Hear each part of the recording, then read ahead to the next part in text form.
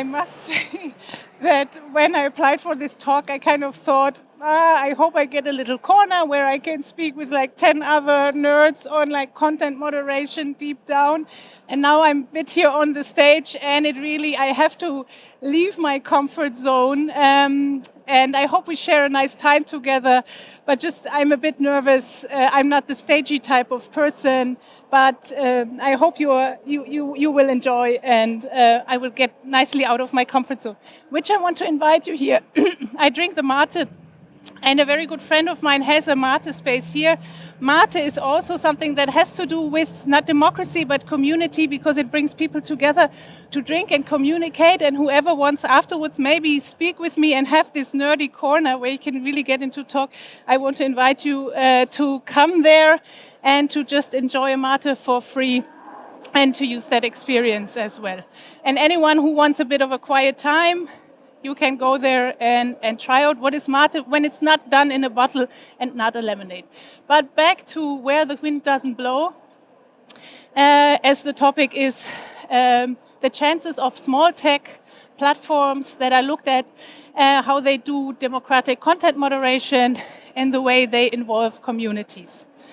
I was introduced, and maybe I just want to say two things about myself that I actually bring two heads together and I bring them into the talk. I'm an educator and a pedagogist, and I work very much on these questions. I also do a PhD on digital social work and digital street work that I actually also did in practice myself. And the other one is the platform governance that I do for the Hans Bredow Institute. And the platform governance I kind of came to more by coincidence because I worked for Civil Society Foundation or the Amadeo Antonio Foundation, and 2017 we started to have a law, and this law against hate speech, which then was called Network Enforcement Act. We had quite a few revisions, but I was part as a part of civil society, seeing this law coming and also putting into place. And the question is also, did it help the social problems it addressed? And that's why I'm very much into these governance questions as well, because right now we are in the time of the internet where we set the rules, where we set the borders, and we will very soon have a law called the Digital Services Act. Those ones who work in that field know very well, and they will they will be relevant to all of us. Yeah, I think people don't really realize what it will does to all of us, but it really means something. And we are in time of rule setting, and for me it's very important that we keep still a focus on the questions of democracy and we look at communities. So that's what I bring into here. Yeah, I told you about the questions. So one was that I was involved in the law, and the other one is here. That's Wikipedia. Very early in my career, I worked for Wikimedia Germany, and I dealt with the Wikipedia community. And today I do research on them as well, on the community itself.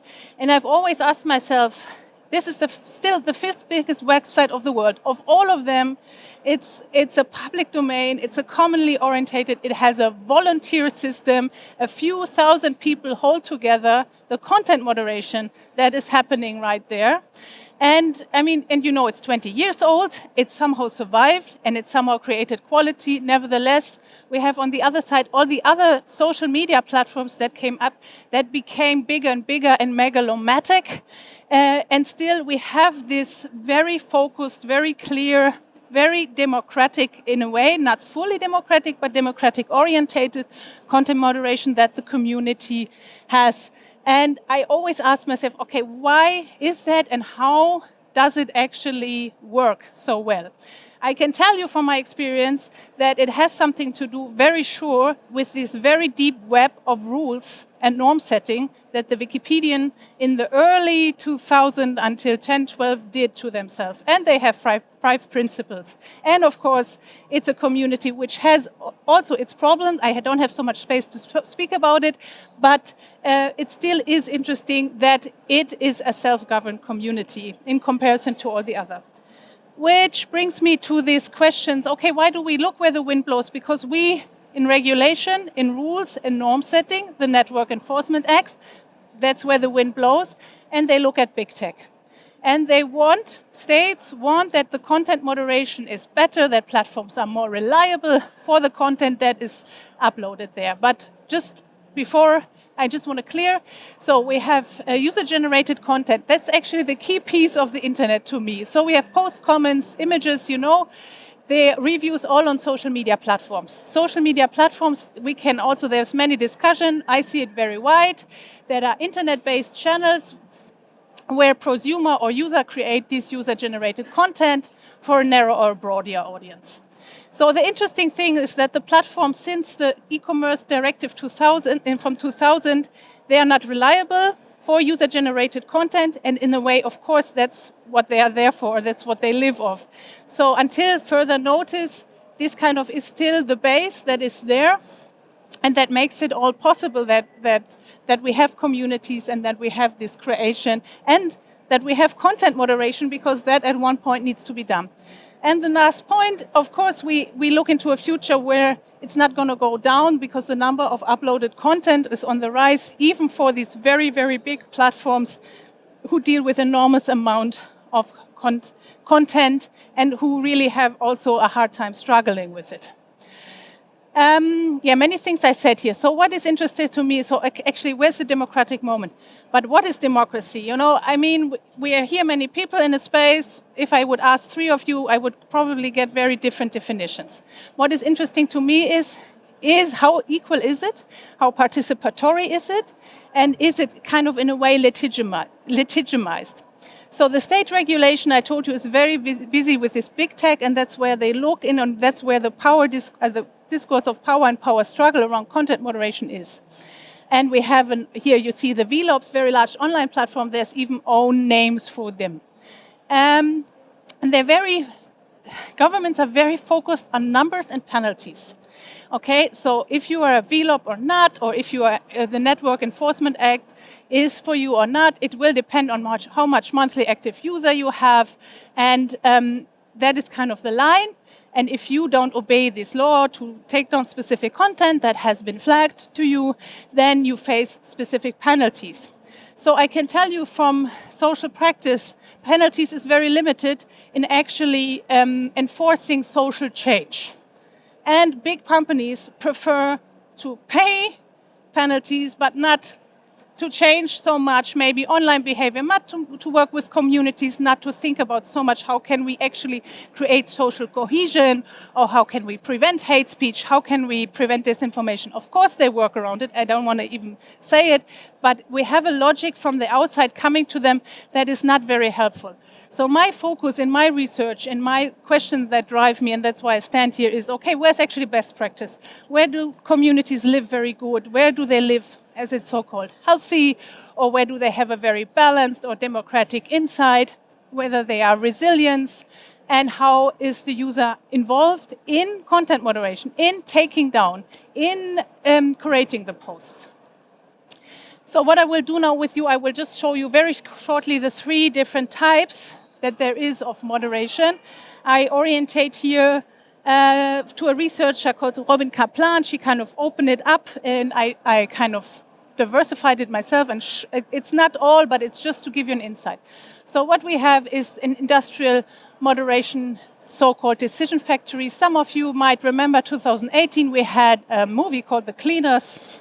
In this movie, there was very much about the situation of these thousands of moderators who sat in these centers and who moderated posts for big tech platforms.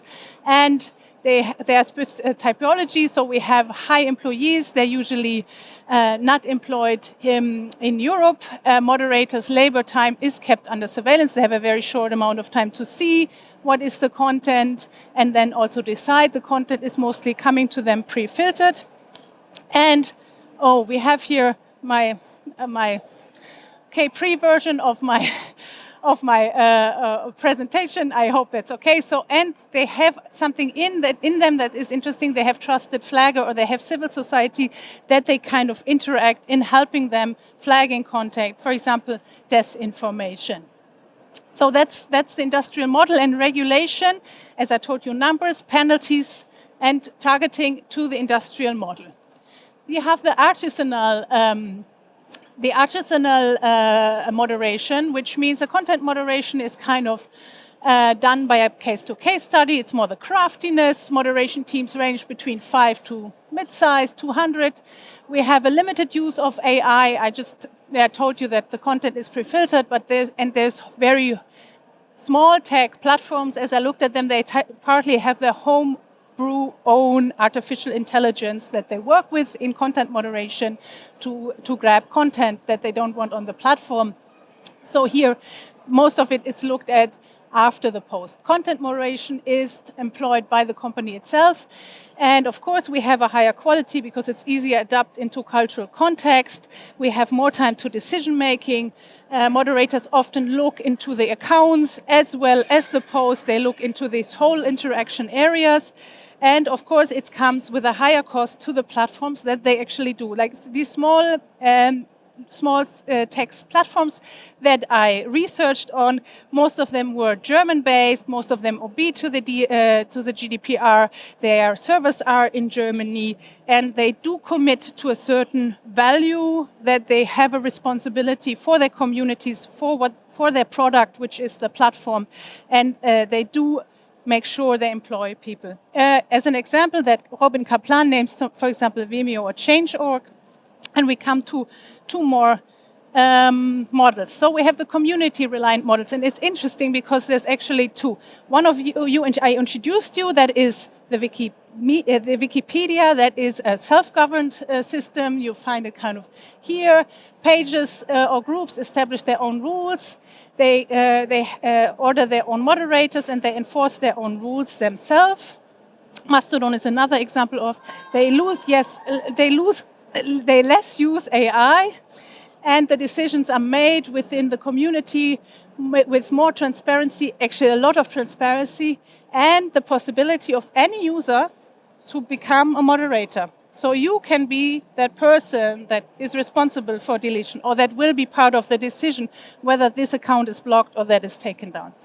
The other one that you find up here is like a multi-layered model with a core of a few salaried paid people by the company or staff themselves, and around them is very big layers of volunteer participation. It's kind of, I call it an onion layer, because in the core itself are people who are paid and who are responsible, but everything else is very much done with and by the community themselves. And in this community, there's different layers of privileges or also possibilities to interact with content. Any one of you, I mean, it's nice to look at you. We are all, most of the people here are part of communities. Maybe you are even a moderator, maybe you even work in it. You probably know all of that. And then I just want to point out that there's many hybrid forms that actually sections between the crafty one, community reliant, and the way we involve, or platforms involve, community itself, or what kind of rights they granted. So next step is to just look. I just want to give you an idea, because this is also a basic introduction. So we have there is an enormous amount of ways to moderate content. Tarleton Gillespie is someone who's a big researcher in this field, and I heard him say 2 weeks ago, he said, when we speak about content moderation, we speak a lot about deletion, and we think about deleting posts. Actually, it's not about deleting posts, and this is just to open it up with that we have enormous amount of possibilities that are there, and this is just a few. So remove, suspend, disable, comment down, voting, upvoting. Many of you probably know them. Then we have also these only on display logged in. We can go into the search engines. And the other part is also then, that's the content piece, and the other one is the account regulation, is to terminate the account, to suspend the account, to suspend posting rights, reduce the service level. I think that's also very interesting. That means access to data, structure, also payment that you maybe do. And there's this interesting category of shaming and distancing that I think is like, if I as a platform myself, sometimes they have this headquarter, like for example, Yodel, which is like a social media geolocating app. They have a headquarter account, and that speaks to the community and also makes an announcement. So even there you have a level where you can interact and regulate. Genau. I just want to walk with you very quickly through this whole relation, because that's very important for me to look at, and that's actually where we should then also ask our question: when do we participate, and how do we participate with communities in user-generated contents? So up there is the social media platform. The social media platform usually has a community management or a content moderation section. I told you some of it paid, volunteered, different versions. And they interact with the users that created user-generated content. Then there is kind of the trusted flaggers wedged on the side. That is in big platforms.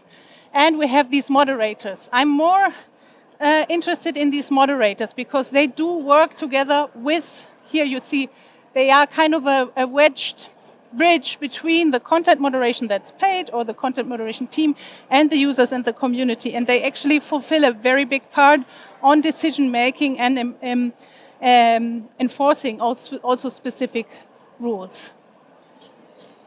Just to fulfill, we have here on the side also the state ruling that no specific law needs to be enforced, like in Germany, specific speech regulation. They usually go to the social media platform, and that is then dealt in that manner, just to give you this idea. So I go to my study results. So as I told you, I looked at Smalltech platforms because I think that we have in many ways their answers to these problems that we look on. And if we look on industrial content moderation system and regulation on numbers and crunches, we are not getting there. So community participation often leads to an increased identification, I told you, users with platform, and they are involved in readjusting it. Two examples that were always named and that I also find in my research in Wikipedia is, if you work with content in any way, you know no week is the same, because there's always something happening. There's society, you are the society mirror. All discussions are made in your space, in your social media platform. So if we have a war coming and we have content from the war, or we have people speaking about it, we have interaction about it, we might need to find new rules, we want to deal with it as a platform as well as a community. The same with COVID-19, 10 minutes, thank you. So in a way, it's very interesting that these matters are always, they come and then we have new rules, and the platforms, small platforms usually readjust. So we have higher qualitative impact, which also means that they don't have so much flagging.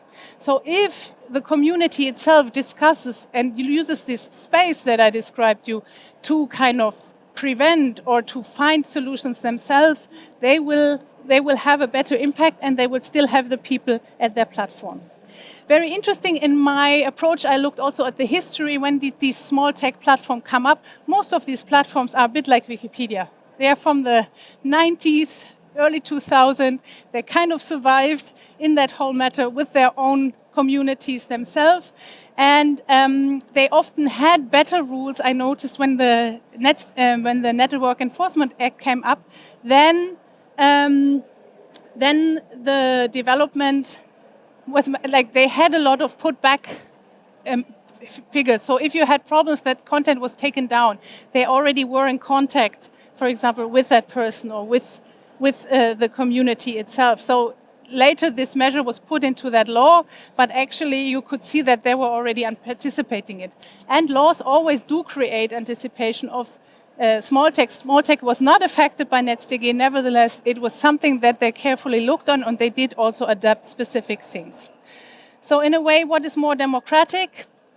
We have the participation in the pre-normative setting.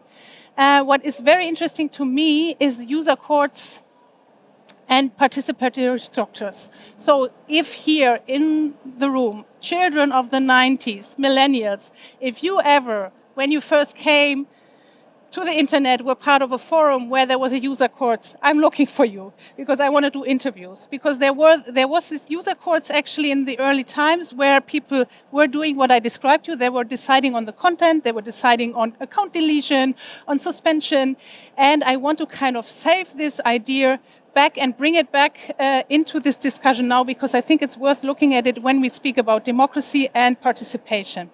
So I give you my address, and if you know of someone who knows, I really look for interviews on this field. I have found in my research some, but I really need more evidence.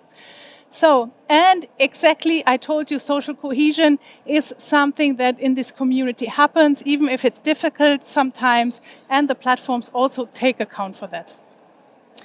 So now I'm coming to the future, I'm nearly finished, I'm coming to the fugitive things. Here, I told you, okay, the many options of moderating content. Very interesting here, I actually have this from Eric Goldman, and he asked for remedies. And remedies is like, okay, we need remedies in order to see what we do with when we go through the content moderation, what happens in the end. And there's just a specific ones I want to point you out that really interests me, and I want to speak about it. Like, okay, so if a user is blocked, infinite, or for a specific type, there is this idea, okay, you educate them, or you let them do a community service. So I want to ask you, what community service would someone like Donald Trump need to do, in order to come back to get his Twitter account? Would it be to sit 1 week in a content moderation center to look through these communicative measures and make decisions? I don't know, but I think these are fugitive questions that we ask ourselves, and that also, not the small platforms, but also the big platforms ask them, because we have to speak about rehabilitation and the question of education in that. Another one is restorative justice. That is also something that I'm seeing with the idea of moderation or community management becoming more community organizing or social work type, that you actually work with communities and you work towards social justice in a way that you bring parties together, you mediate.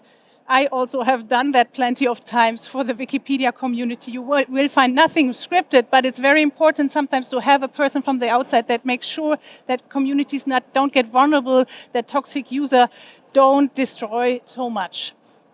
So, I said to you, content moderation on bigtech platform will look for these measures, how to quarantine accounts and how to do rehabilitation. And there's one big problem I see that is very different from democratic or community reliant.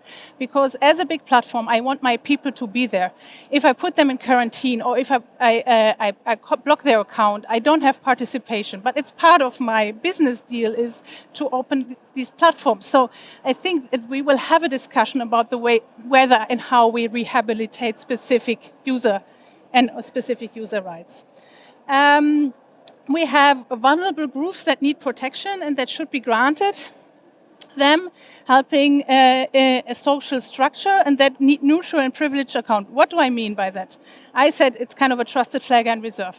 So if you are out there, yes, and you have huge debts, and you think, okay, I go to a debt counseling, and then you look in the internet, you interact, maybe you do an online chat, maybe you make an appointment, but we don't know if this search, if this contact with the debt counseling, maybe on Facebook, I don't know, will then later go into your Schufa score, which will kind of decide whether you will be granted a further credit or if you can go and get that apartment rented and so on. So we have not only race, for example, with a very visible discrimination, we have all these social discriminations that are potential there and that we need to think about because they affect very highly and we don't know yet. So I want that these social services or that help services are kind of taken out of this account. There shouldn't be data stored about it. That shouldn't be connected to any user accounts. That is really something that I think if the platform want to offer this service, they need to also offer these securities and guarantees. So maybe just 3 things. Communities, community organizing, and community management have a value of itself. It's not only product placement. It's not only exploitation. It is also something that we need for learning and social cohesion.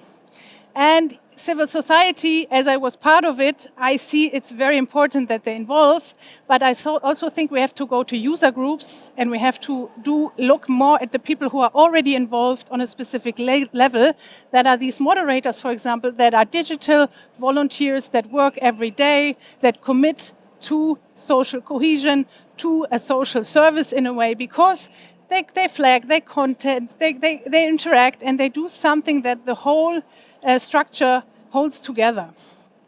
And yes, the last thing is about the penalties. I should say democratic content in moderation. We should look at what and how users are involved. We have this talk that my colleagues at the HBI, they do on platform councils. So that is a different structure that I can't go into it. But I think it's very important user groups and user experience and these moderators are involved in this discussion about whether what and how content should be flagged and taken down. And that's for it. The penalties, we can speak about it. That's it for now. I'm very happy. I'm sorry, this is my wrong one. Usually there should be my contacts here. I invite you again to the Mate then. Yes, you find me on Twitter, I hope, at Sadika, and I'm very, very happy if you have questions, you post them now. And I have 1 minute left. Yeah, well, but can you get one questions? I don't hear you. Yeah, no. Yeah. Okay. Do we have one question? No question? Anybody? Hands up.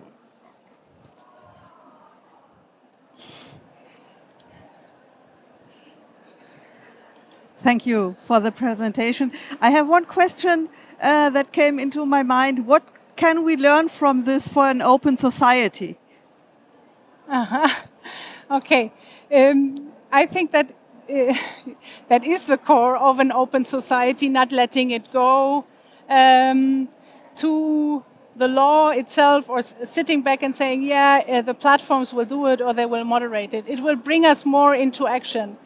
And I want to, all of you, I said, you are members of communities. You can go out there, participate, and you can contribute to this by involving yourself and not holding back. So that's actually, thank you for that question. That's kind of bringing me to the end. And if you have anyone who's part of the user groups of the early 90s, I'm so happy to speak. If you are a Smalltech platform, I'm also very, very interested in how you work. And I actually have a very regular policy table that I have with smaller platforms that I try to find out what is happening on the ground in order to create research and new research questions. So thanks very much.